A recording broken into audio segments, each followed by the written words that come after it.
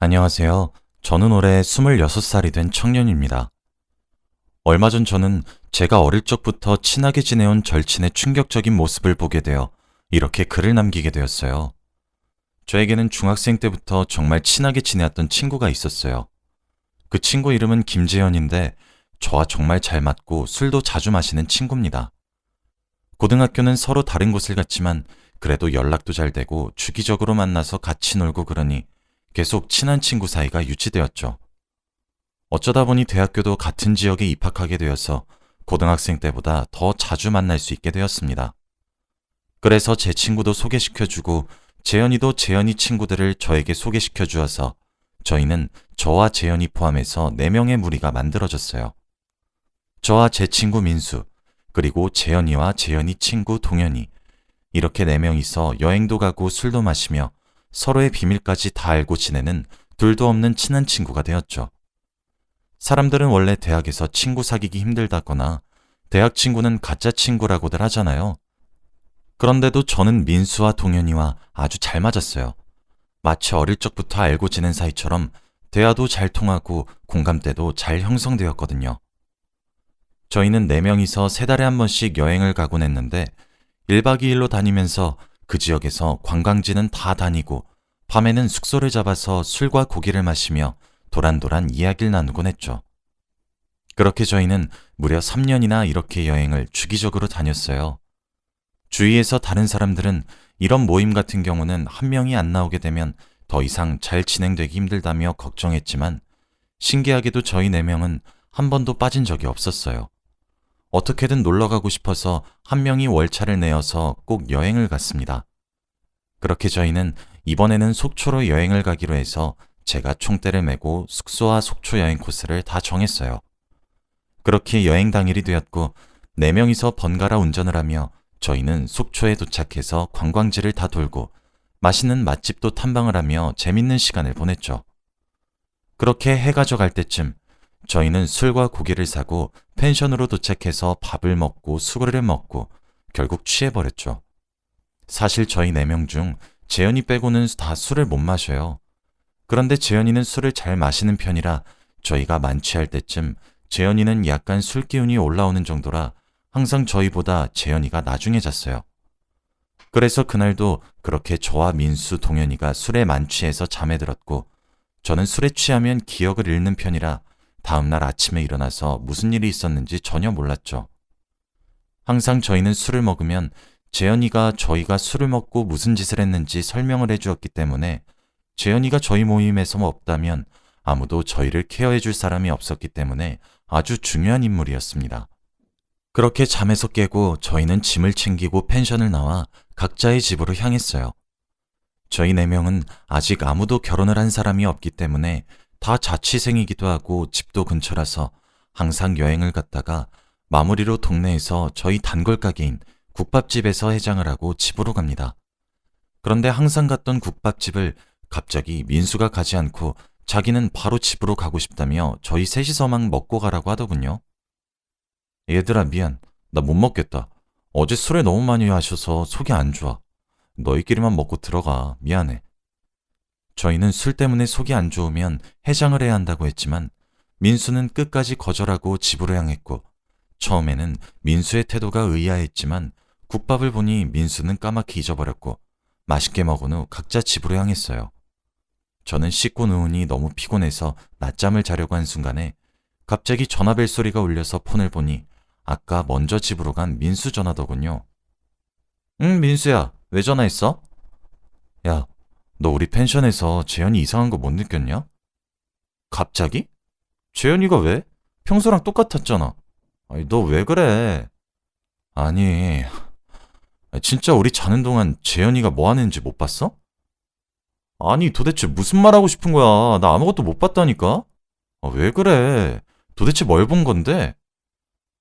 재현이가 우리 자는 동안 우리 얼굴 우스꽝스럽게 만들어서 사진 찍었잖아. 뭐? 야, 장난치지 마. 무슨 소리야? 나 자면서 아무것도 못 느꼈거든? 꿈꾼 거 아니야? 아니야, 진짜야. 내가 정확히 봤어. 무슨 소리야? 너 아까 그럼 국밥 먹으러도 안 간 게 재현이 때문이야? 어, 어제 새벽에 그런 거 보니까 도저히 걔 마주하고 밥을 못 먹을 것 같더라. 어떻게 해야 하냐, 진짜? 야, 일단 너 피곤해서 그런 거 같으니까 전화 끊고 잠 좀 자고 일어나서 다시 전화해. 아니, 난 도저히 네 말 못 믿겠다. 재현이가 진짜 그런 거면 우리 이때까지 여행 갔을 때마다 이랬다는 거야? 말도 안 돼. 그것까진 잘 모르겠지만 아무튼 난 어제 새벽에 정확히 봤다고. 일단 끊어, 민수야.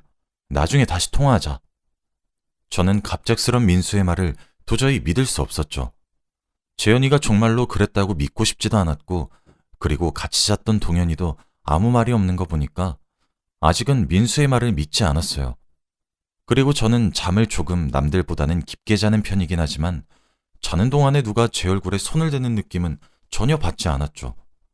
민수의 말 때문에 기분만 찝찝해지고 아직 제 눈으로 확실히 보지도 않았는데 재현이를 의심하게 될 것 같았어요.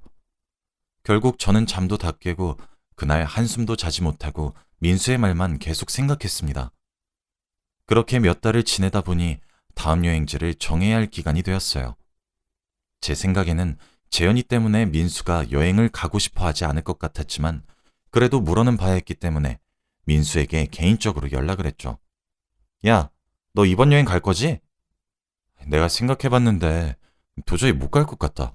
진짜 미안. 야, 우리 한 번도 이런 적 없었잖아. 한 명도 빠진 적 없었는데 이러면 안 되지. 야, 진짜 미안해. 애들한텐 잘 얘기해주라. 너 꼭 술 취하지 말고 버텨서 새벽에 재현이가 어떻게 하는지 잘 봐. 야, 너 또 그 얘기냐? 너 내가 이번에 확인해보고 그런 거 아니면 진짜 실망한다. 재현이한테 사과해야 될 거야. 제 말에 민수는 알겠다고 대답을 했고 결국 저희는 처음으로 민수를 빼고 3명이서 여행을 가기로 했죠.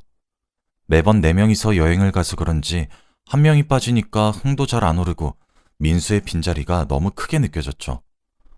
저희는 여행을 다 끝마치고 펜션에 와서 여느 날과 다름없이 다시 술을 먹기 시작했어요. 저는 민수에게 당당히 그런 일 없었다고 말해주기 위해 술에 취하지 않기로 결심했습니다. 그래서 평소보다 술을 먹는 양을 반으로 줄이고 안주 위주로 먹으면서 재현이와 동현이한테는 배가 불러서 술은 더 이상 못 먹겠다고 했죠. 그렇게 동현이만 잔뜩 취하고 저는 약간 기분이 좋을 정도까지만 마셨습니다. 당연히 재현이는 술에 취하지 않았어요. 저희는 자기 위해서 방으로 들어왔고 동현이는 재운 다음 저도 씻고 자려고 누웠죠. 저는 재현이가 잠들기 전까지 절대 먼저 자지 않았어요. 자는 척을 하면서 재현이가 자기를 기다렸지만 재현이는 잠을 자지 않았죠. 그런데 갑자기 재현이는 제가 자는 줄 알았는지 갑자기 휴대폰 후레쉬를 켜며 조용히 자리에서 일어나 알 수 없는 미소를 씩 짓는 겁니다. 저는 그런 모습을 보고 너무 놀라서 그런지 아무 말도 나오지 않았고 저도 찍힐까봐 자는 척을 하려고 하는 찰나였어요. 제 휴대폰에서 갑자기 알림 소리가 들렸고 제가 잠에서 깬 척을 하니 재현이는 놀랐는지 얼른 사진을 찍는 것을 멈추고 자기 자리로 돌아가 다시 자더군요. 저는 알림 소리가 동현이를 살렸다는 생각에 너무 다행이었습니다. 저는 한숨도 자지 못한 채로 다음날 아침이 밝았죠. 그런데 재현이는 동현이에게 아무 잘못도 없다는 듯이 동현이에게 친근하게 말을 걸어왔고 저는 재현이의 이중적인 모습에 한 번 더 놀랐습니다. 저는 어떻게든 이 상황을 해결하기 위해 증거를 잡기로 했죠. 재현이 몰래 재현이의 휴대폰 속 갤러리를 보니 새벽에 찍은 사진은 전혀 없었고 아무런 증거가 없었어요.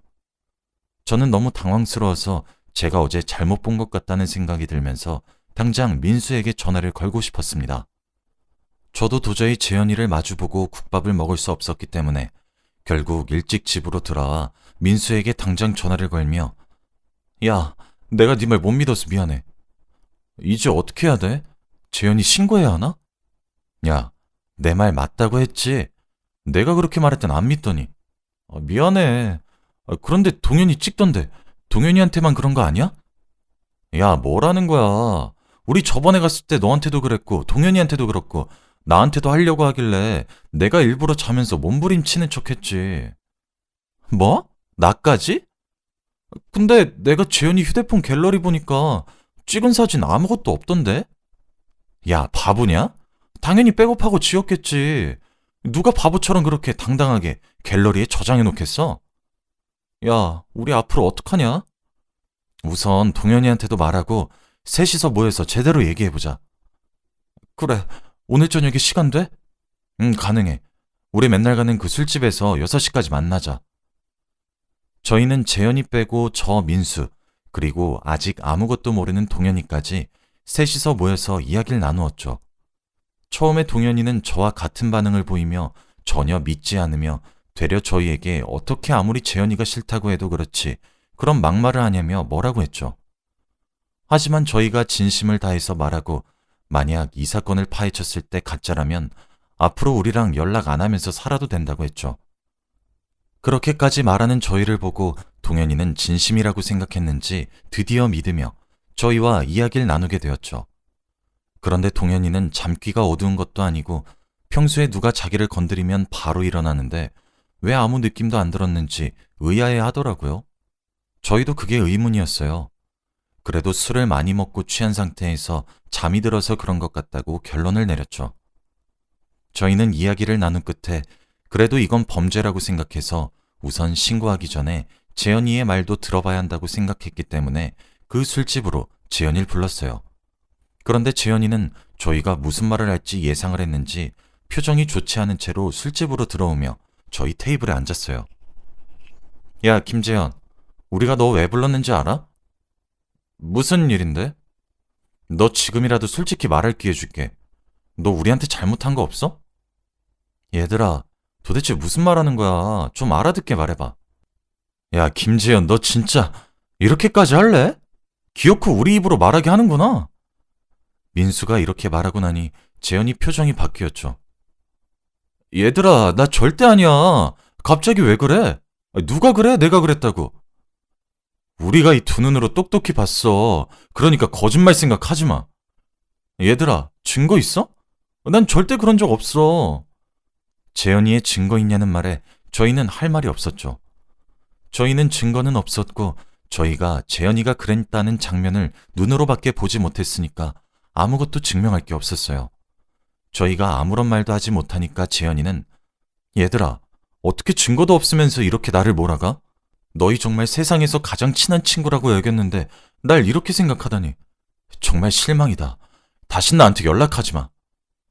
저는 오히려 당당한 재현이의 모습에 정말로 제가 잠결에 잘못 본 것은 아닌지 스스로 다시 생각하게 되더군요. 좋은 친구를 잃어버리게 되었다는 생각을 하게 되었죠. 재현이가 자리에서 일어난 후 저희 세 명은 더 이상 아무 말도 할 수 없었기에 각자의 집으로 돌아가서 생각의 시간을 가졌어요. 저는 아무리 생각해도 제가 알고 있는 재현이는 그럴 친구가 아니었기 때문에 재현이에게 사과를 하고자 연락을 했죠. 재현아, 내가 아까는 정말 미안해. 내가 잠결에 잘못 봤나 봐. 너 이럴 사람 아닌 거 아는데 내가 미안해. 혹시 지금 만날 수 있을까? 내가 너희 집 근처로 갈게. 그렇게 저는 재현이와 단둘이서 근처 술집에서 만나서 이야기를 나누면서 어떻게 그런 의심을 했는지 재현이에게 다 털어놓았죠. 재현이는 제 말을 듣자마자 박장대소를 하면서 꿈을 꾼 거라고 말을 했고 저는 재현이를 믿기로 했죠. 그런데 그날따라 술이 잘 취하지도 않고 오히려 재현이보다 제가 더 술을 잘 마시는 기분이 들더군요. 저는 생각이 많아서 술이 잘 안 취하는가 보다 싶어 저보다 먼저 취한 재현이를 집에 데려다 주려고 자리에서 일어나려고 하니 재현이가 화장실 좀 다녀오겠다며 비틀거리는 다리로 화장실로 향했어요. 그런데 저는 테이블 위에 놓여있던 재현이의 휴대폰 속이 궁금해졌죠. 저번에 한번 확인을 해봤지만 그래도 더 정확히 확인을 해보고 싶었기 때문에 저는 망설이다가 재현이의 휴대폰을 열어 사진을 백업할 수 있는 어플에 들어갔어요. 그런데 그 속에 담긴 사진들을 본 순간 저는 아무 말도 할 수 없었습니다. 왜냐하면 백업한 사진들은 전부 다 저희의 우스꽝스러운 모습은 물론이고 뒷모습까지 언제 찍혔는지 모를 사진들로 가득했습니다. 사진들은 날짜별로 전부 저희가 여행을 가기 시작한 첫날부터 찍은 사진들이 수두룩했고 사진도 무려 10,000장이 넘어갔죠. 저는 재현이 휴대폰 속 백업 파일들을 전부 제 휴대폰으로 사진을 찍어 증거를 남겼고 당장 민수와 동현이에게 전화를 해서 여기로 부른 후 경찰에 신고를 했습니다. 민수와 동현이는 제 증거물을 본 순간 다들 경악을 금치 못했고, 동현이는 사진을 보자마자 속이 쓰리다며 화장실로 달려갔고, 민수는 화가 잔뜩 나서 경찰서에 있는 의자들을 집어던지려고 하길래 제가 겨우 막았습니다. 그렇게 신고를 하고 집으로 돌아와 저는 중학생 때부터 친하게 지냈던 재현이가 이런 행동을 저지를지는 전혀 상상도 못했고, 저희가 물어봤을 때 왜 아니라고 잡아댔는지 이해가 되지 않았죠. 그때 재현이의 표정은 너무나 당당했고 잘못이 없는 눈빛이었거든요. 그런데 며칠 뒤 경찰서에서 연락이 와서 달려가 보니 재현이가 경찰들 앞에 앉아서 조사를 받고 있더군요. 그리고 거기서 저는 또 하나의 충격적인 진실을 알게 되었습니다. 저희가 지금까지 재현이보다 항상 술이 먼저 취했던 것은 저희가 술이 약해서가 아니라 재현이가 저희에게 자기가 마시는 술보다 높은 도수의 술을 주고 있던 것이었어요. 제가 재현이와 단둘이 만났을 때 취하지 않았던 이유는 그날 딱 하루 재현이가 마시던 술과 같은 도수의 술을 마셨기 때문이었어요. 진심으로 믿었던 친구에게 이런 배신감을 느끼니 정말 하늘이 무너지는 것 같았고 도저히 용서가 되지 않았습니다. 그래서 의자에 앉아있던 재현이의 멱살을 마구 잡고 흔들며 주먹으로 얼굴을 때리려고 손을 높이 들었어요. 재현이가 제 눈도 못 마주치고 아무 말도 하지 않은 채 그저 미안하다고 사과를 했죠. 경찰들도 저를 말리고 이러면 저도 처벌을 받는다며 싸움은 안 된다고 했습니다. 야, 김재현, 하나만 묻자. 도대체 왜 그런 건데? 미안해. 한 번만 한다는 게 두 번, 세 번, 몇십 번이 되더라. 이번이 정말 마지막이었어. 정말 미안해. 해줄 말이 없어. 저는 재현이의 말을 듣고 아무 말도 하지 못한 채로 경찰서를 나오니 눈물이 흐르더군요. 세상에 하나밖에 없던 단짝 친구에게서 이런 이중적인 모습이 있었다뇨. 그 후 저와 민수, 동현이는 한동안 연락을 하지 않았고 재현이를 잊은 채로 살아가려고 할 때쯤 재현이가 감옥에 들어갔다는 얘기를 듣게 되었고 뭔가 마음이 시원섭섭했어요. 결국 저는 제일 친한 단짝 친구를 잃었지만 후련합니다. 지금의 저는 아주 평범하게 지난 날은 다 잊고 살아가고 있습니다. 제 이야기는 여기까지예요. 감사합니다.